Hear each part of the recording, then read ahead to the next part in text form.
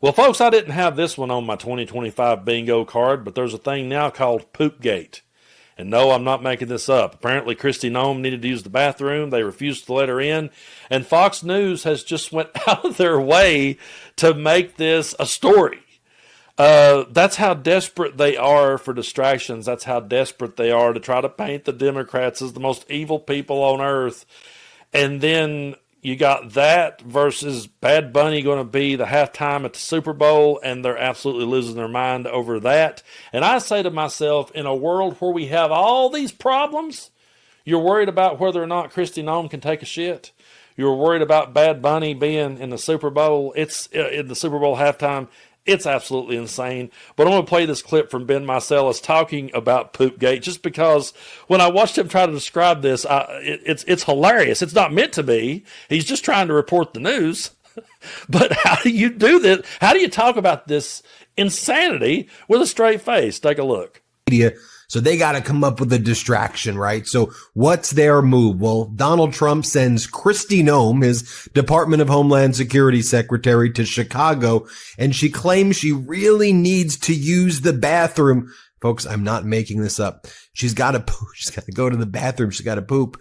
And so she's heading into this city police bathroom because that's the only bathroom that she can use in Chicago. And the police are like, dude, you're terrorizing our town. We're not going to let you poop in our bathroom. Go use another bathroom. And then Kristi Noem makes this into like a whole controversy. They wouldn't let me poop. They wouldn't let me use the bathroom. So then state regime media all night was like, they would not let her use the restroom. I mean, lots of people are calling this Poopgate. You can't make this thing up. And then did you see the way Kristi Noem walked after? It's like anyway, it's like she pooped her pants. But this is what they're talking about on state regime media. They call in their main spokesperson from the Department of Homeland Security. This is like escalator gate on steroids. Here, watch this. Let's play it. Trish, explain to me.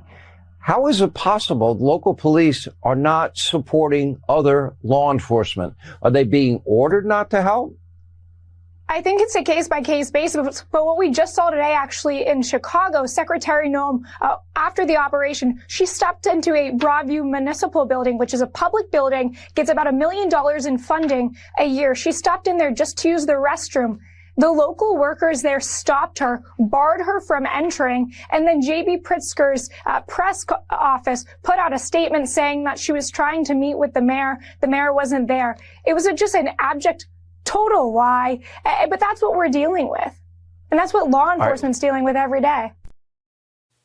And folks, I got to be honest with you, this is not news. This is not newsworthy. This is something that should have never even been talked about. It's one of those things that we should have never known about. But it just shows you how desperate that Maga is and how desperate Fox News is to always have some sort of distraction and always find a way to pit people against one another. And those radical left lunatics, those radical left Democrats wouldn't even let Kristi Noem take a shit. That's where we're at. That's where we're at. And they are the ones that absolutely politicizes everything. I want to drive that point home. MAGA, first of all, conservatives created cancel culture. It's always been their thing. They love cancel culture. They love going after people. MAGA loves it better than anybody. Do not let them fool you.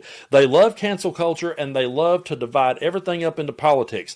They say that we're woke because we simply point out racism or we point out bigotry, and they don't like when you do that. They don't like when you call it out. What they want to do is take every single thing and find a way to make it political. I got to be brutally honest with you. The only way that I've ever heard about Bad Bunny is because he was on wrestling. And I watched that with my sons, and I saw him on wrestling. I couldn't name you one song that the guy sings, nor do I honestly care. Okay, I don't. But MAGA does, and they're up in arms because he's going to be the halftime show at the Super Bowl. It's them that's making this political, because in any other era, whoever was in the Super Bowl, we would just be going, oh, okay, is that the halftime show? And we would either say, wow, I'm looking forward to that. I don't know who that is, or this is going to suck, or whatever. But this shouldn't be news. This shouldn't be where we're at. But they have to find a way to make everything under the sun political. And in this next clip of Kristi Noem talking about, oh, we're going to be at the Super Bowl. We're going to make sure that law and order is restored at the Super Bowl, and God is on our side, and blah, blah, blah. It is so over the top, cringeworthy, and ridiculous. Take a look. What is your message to the NFL? What is your message to Bad Bunny? Will there be ICE enforcement at the Super Bowl? There will be, because the Department of Homeland Security is responsible for keeping it safe.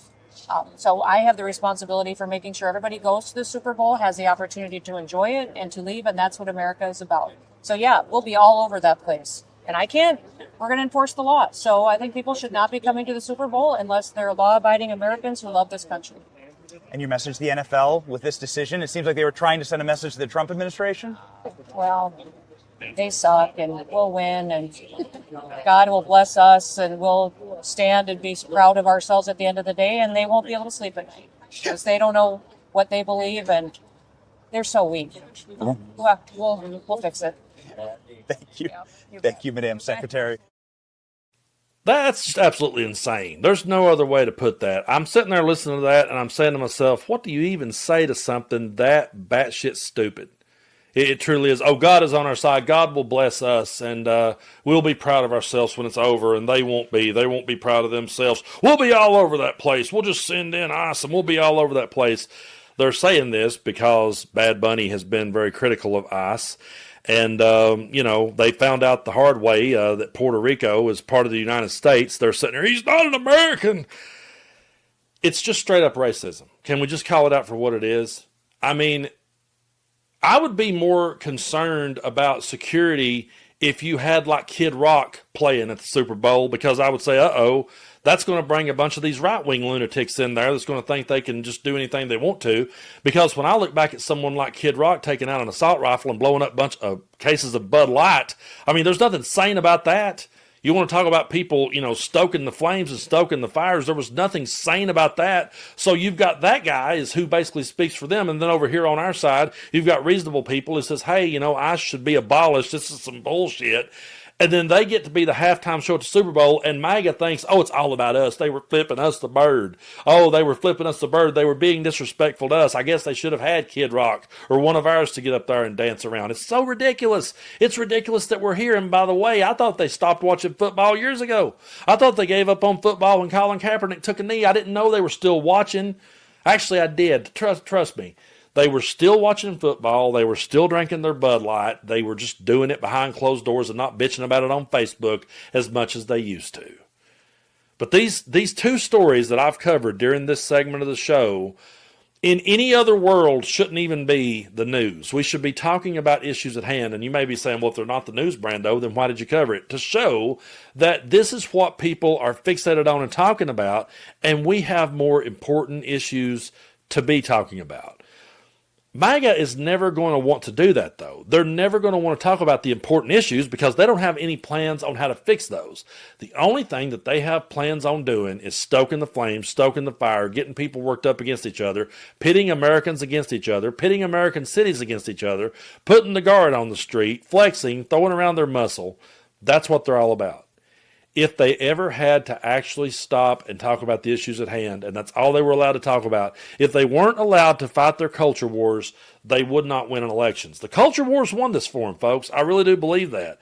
I truly do believe that the culture wars won more than anything, and this belief that the Democrats are woke and the Democrats are violent and I'm going to get cheaper eggs and blah, blah, blah.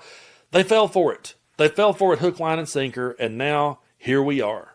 Here we are now trying to pick up the pieces and play this game of I told you so, which, by the way, is a game that I never wanted to be playing. I don't get any thrill out of saying we told you so when I cover these stories. I don't get any thrill out of sitting here and quoting the definitions of authoritarian and fascism so people will know what I'm talking about. I had people say back when Trump got reelected, well, hey, Brando, that'll be good for your channel. You'll have plenty of shit to talk about. Look, I can always find something to talk about. I can always find issues to talk about, important things to talk about. We can always find stuff to do. But sitting here every day going to bat for the Constitution and American democracy and trying to point out to people that these things aren't normal, trust me, I would much rather just be over here defending whatever it was that they were trying to throw at Kamala Harris, because trust me, they would be cooking up stuff. I would much rather just be sitting here and calling out their bullshit on that versus their bullshit on these things and their desperation to make a news story stick. And that should tell you everything when they're coming up with Poopgate. That's their story. Sean Hannity's going to sit there with a straight face. He showed more concern over Kristi Noem using the bathroom than he ever did over kids getting shot in school. And that tells you everything you need to know about their side. So when people says both sides the same, man, different wings, same bird. I'm so tired of those type of bullshit comparisons. It's not. We're not the same. They're the people who are more concerned over Kristi Noem taking a shit than they are kids getting shot in school. They're the ones who only cared about a social media influencer getting shot in school. And meanwhile, we've had all of these other mass shootings happen. Ain't heard Republicans mention a thing about them. Oh, and by the way, they actually kind of stopped talking about the influencer once Bad Bunny became the halftime show at the Super Bowl. That's how short their attention span is. And no, we are not the same.